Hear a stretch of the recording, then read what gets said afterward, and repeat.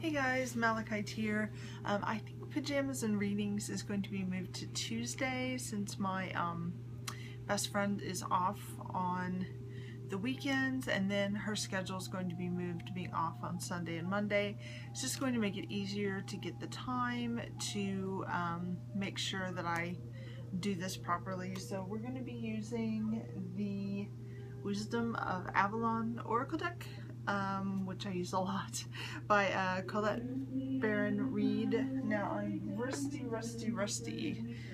So let me go ahead and shuffle, and we will do a draw.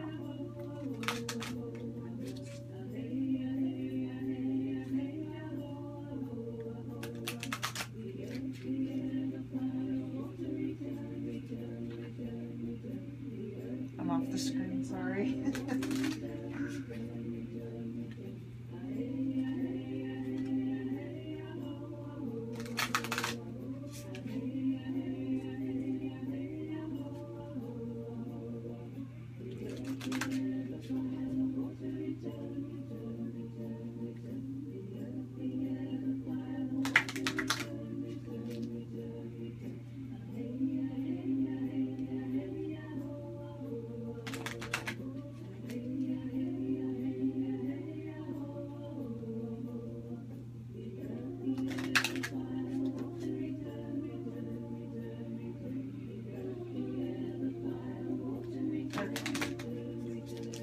So I have shuffled and try this a little bit here.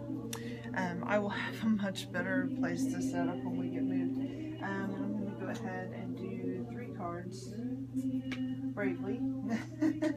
Now this can't be the beginning, middle, and end of the week since we're already kind of in the middle of the week. So we'll kind of do a past, present, and future type reading each week, or if you want it to be beginning, middle, and end starting on Tuesdays, you can do that as well. The first card that we have drawn is the Deer, who is gentleness and diplomacy. That's a pretty card. I've not drawn the Deer before. So I would say in the past, this is something that was needed. Gentleness and diplomacy.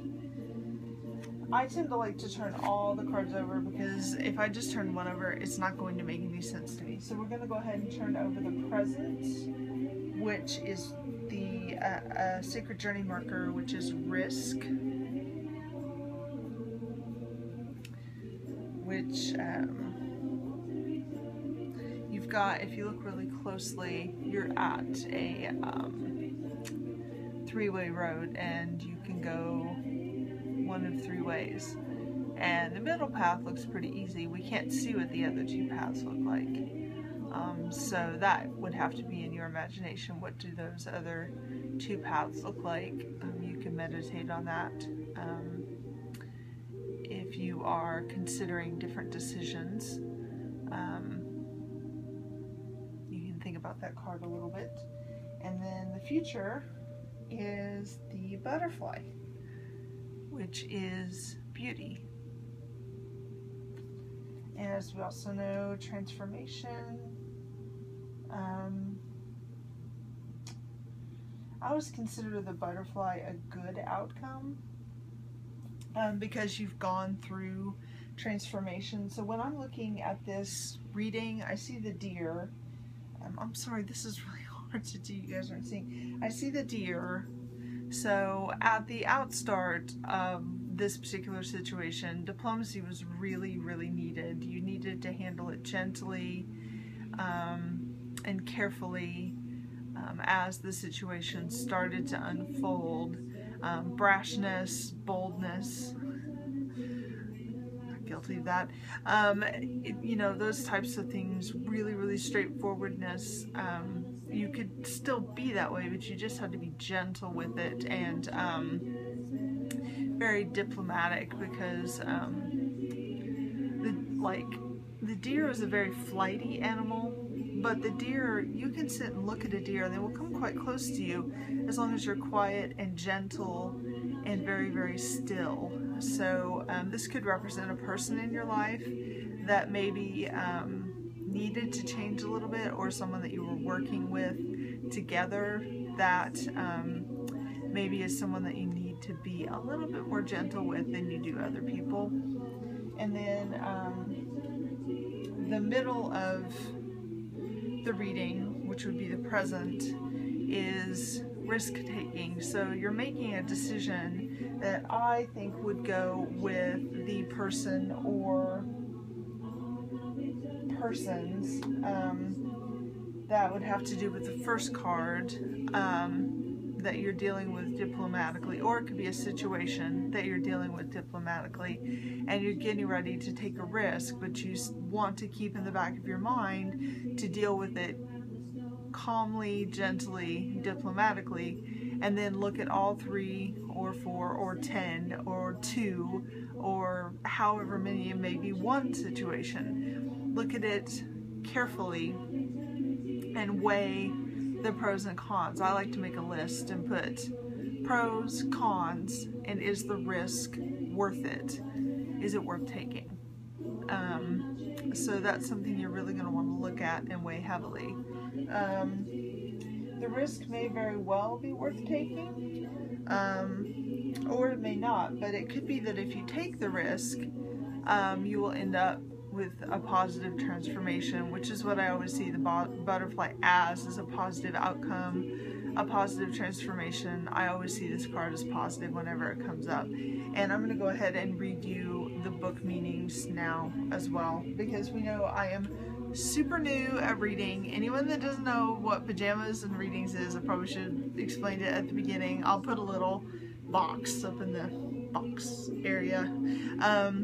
I am extremely novice at reading any kind of oracle or tarot, so this is basically practice for me to try to do it intuitively, and then I use the book as well to kind of get a feel for what the cards are saying, and hopefully maybe someone gets something out of it as well. It's free. So the deer, says here, when the deer appears, it's a reminder for you to step gently on the path, for you are walking into a time when gentle movements and diplomacy are required.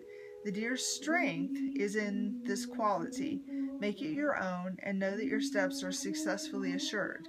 It's important that you be gentle with yourself as well, for you may be heading into a period where you're unsure of your footing, or are just coming out of a difficult situation. Blend your personal energy with the deer's energy of gentleness and diplomacy. Walk softly, and the way forward will be smooth. And remember, never mistake gentleness for weakness in yourself or in others. And that's extremely important. Never mistake gentleness for weakness. They're two completely different things. And then we'll move on to the risk card, which is number 40. I love these cards because all the text on them is extremely easy to read if you have a little bit of trouble seeing. 40 is the risk card. This marker brings excitement to your path. You cannot know the outcome of the action you're being called to take until you do it. In this way, you're required to be blind in the forest for a time, risking all you know and all you've acquired on your journey for the potential of something better. Perhaps the training you require demands faith in what you cannot experience with your 5 senses. But reliance on your 6th sense, your intuition, can provide you with another type of sight to aid you in your journey. Very important questions can be answered now. Is engaging in the situation worth the risk, or does my inner sight tell me to wait until another opportunity comes? Am I willing to learn a lesson or defeat in surrender to the promise of unknown potential? Pray for guidance and ask for a sign. If the answer is yes, take the risk. If no, rest, regroup, and wait until the will of the divine mystery. Another sacred journey marker may reveal the answer. And the third card, the future, was the butterfly, which is number 25. When you see the butterfly, know that the power of beauty is in your life. The butterfly reminds you to see through its eyes and watch the world be transformed. Beauty is in the eye of the one who looks for it. Today, look for loveliness even in the darkest places, and you'll be amazed. All of the mystery is beautiful. Beauty is everywhere. You just have to open your eyes. The next step can only be achieved if you do this today. Someone may give you something beautiful today. Remember to be grateful. So there's also that. Especially if you're stepping into a place where you can't, I like how that said that, where you can't see what is happening. You're stepping out in faith. I've had to do that a few times, and things look pretty dark and awful. So if you can see the beauty in the situation anywhere, that definitely would make it look a lot better. Because when you're scared and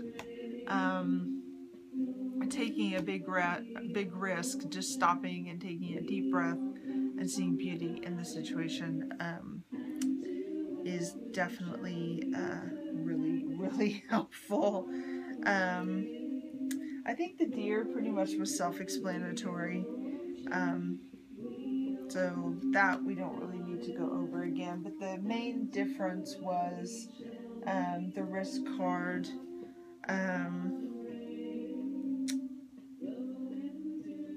The fact that you're kind of going into something blind is what the book is talking about. So that definitely could be something to look out for as well. And just asking yourself those questions. And definitely praying for guidance, of course, before you take any kind of a big risk. And then looking for the beauty in the situation as you are taking the risk, because it sure may not look like it was worth it when you do it. Even if you were guided to do it, it may seem like it was a huge mistake. And that has happened to me, and I'm sure it's happened to a lot of you a million times, where you're like, okay, I know I'm supposed to do this. You put your foot down and you just fall right through the floor. So just remember that, and I think everything will be okie dokie. So anyway, I hope that helped everyone a little bit. I'm kind of nervous because I haven't done this in a while. I know I used the fairy cards a little while ago, but anyway, I hope this was helpful to... Ruby, please don't jump on the cards. Oh, the cat's inevitably... She's careful, but Gabe just jumps right in the middle of them, so she... Oh, I'm sorry, baby. She likes to help with readings whenever I'm using my cards or whatever. She tries to come in here and be with me when I'm doing it, and help with the reading. So I think she's a little sad that she didn't get in here in time to help with the readings. I'm sorry, baby. Aww, she's laying down on the cloth a little bit. I let her lay partly on the cloth. I think it's fine. But she likes to do card readings, and for an experiment a few times I've actually flayed the cards out, you know, like this, and then I'll like this, and then I'll let her pick cards, and I've done readings that way, and they're actually extremely accurate. So if you have a cat or a dog that won't chew your cards, cat or dog that won't chew, or another animal, a snake or whatever, that seem interested when you're doing readings, you might try that. It's kind of fun. Anyway, I hope this reading helped someone or was fun for someone. And until next week, many blessings, take care, and I will see you guys soon. Bye.